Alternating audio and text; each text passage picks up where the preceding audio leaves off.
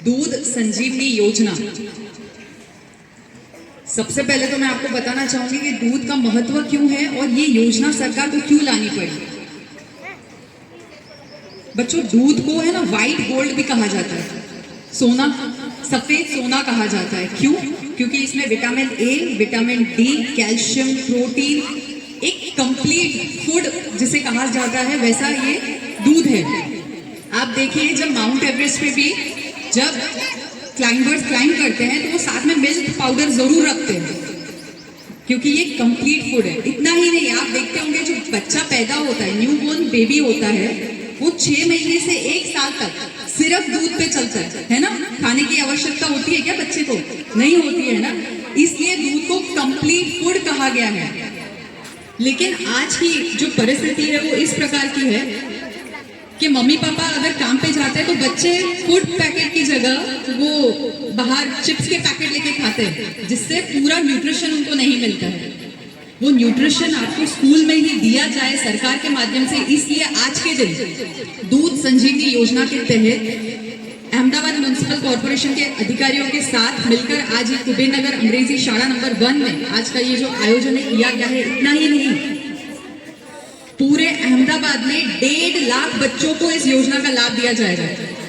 इस योजना के तहत कुल 22 करोड़ के खर्चे से, आंगनबाड़ी में 8 करोड़ के खर्चे से और प्राइमरी सेक्शन में 14 करोड़ के खर्चे से दूध मंगवाकर बच्चों को पिलाया जाएगा, जिससे जो हमारे बच्चे हैं उनके अंदर जो है न्यूट्रिशन रहे और उनसे न केवल शारीरिक बल्कि उनका मानसिक जो विकास है वो भी बरकरार रहे। उसके लिए सरकार ने योजना की है। यहाँ पे पीछे जो माताएं बैठी है मैं उनको भी कहना चाहूंगी, बच्चों के लिए दूध का इंपॉर्टेंस तो मैंने अभी आपको बताया, लेकिन महिलाओं के लिए भी दूध बेहतरीन आवश्यक कंप्लीट फूड है। तो आप लोग भी इसका सेवन जरूर से करें, ताकि जो बच्चे, आने वाली जो जनरेशन है वो कुपोषित ना रहकर हमारे देश विकसित भारत की ओर बढ़ रहा है उसमें योगदान करेंगे। अभी कुछ देर पहले ही हमने बच्चों की एक परफॉर्मेंस देखी थी ना। सुबह 6 बजे आकर ये बच्चों ने प्रिपेयर किए, तो उनके लिए एक बार जोरदार तालियां हो जाए। कुछ समय पहले ही आपके प्रिंसिपल साहिबा से मेरा मिलना हुआ था, तब मैंने एक सूचन रखा था।